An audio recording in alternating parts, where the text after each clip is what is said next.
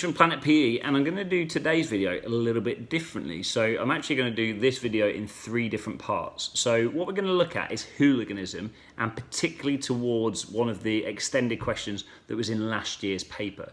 So with hooliganism, it's all about this idea of being violent or rowdy behaviour with a group of spectators. Now typically that is to do with football, but the question doesn't actually ask us that. The question is looking at what are the strategies to combat hooliganism. So that's what we're going to look at. So in this first part, we're just going to look at what the strategies are.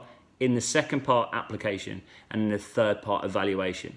Now, we'll also look at where those marks might come in and how you get them in the 9-mark question. So keep watching, and this is in 3 parts, so enjoy.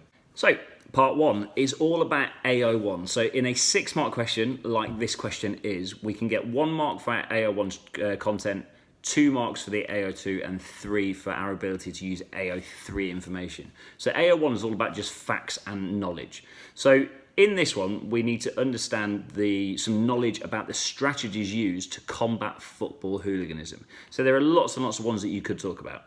Now, football hooliganism has lots of causes, typically do with fans maybe clashing at different times, about frustration, about rivalries, but one of the real key things about alcohol, that people get a bit drunk and make some pretty poor decisions. So let's look at these different combats that people use to stop people fighting and being violent towards each other when they're spectating in football matches. So there are these strategies to try and stop people being violent. So one of them is that actually they might restrict the travel or try and control how close people get to a football ground. So if they know who the people are that are typically violent, the typical people who regularly may be arrested for those sort of things, the police are able to actually stop people getting from the ground or to the ground within a certain distance.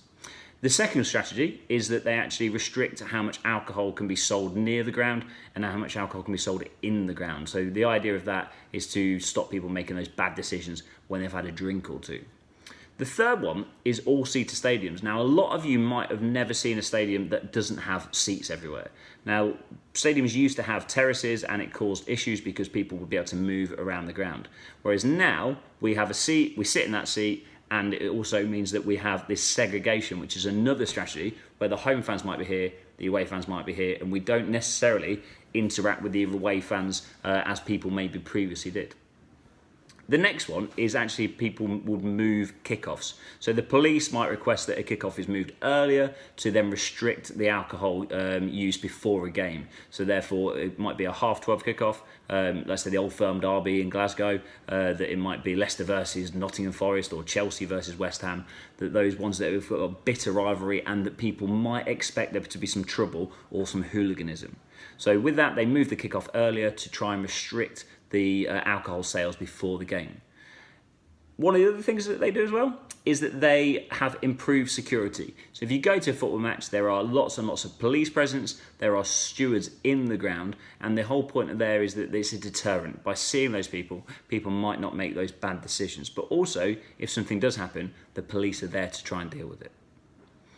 The next thing that happens is that we have some education or some promotional activities. So there's some quite high profile campaigns like Kick It Out, which is trying to curb racism in football. And again, those sort of education programs have been quite powerful, but that's another strategy. And the final one is that there is a sharing of intelligence. So between the police forces, between different countries, there is information that is shared to try and identify who are the problems, so that they can already have an idea of where the problems might be and also who the people they need to look out for.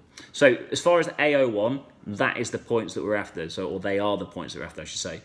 So just about a knowledge of the strategies used to combat football hooliganism. So you would only receive 1 mark in the 6-mark answer if you just go facts, facts, facts. So if you just kind of read out the things that I've just spoken about, you're only going to get 1 out of 6, okay? So if you've watched this one, please watch the next part, which is all about the application, which is AO2, which is going to potentially worth another 2 marks for us in the exam. So again, please like and subscribe, and we'll see you again shortly.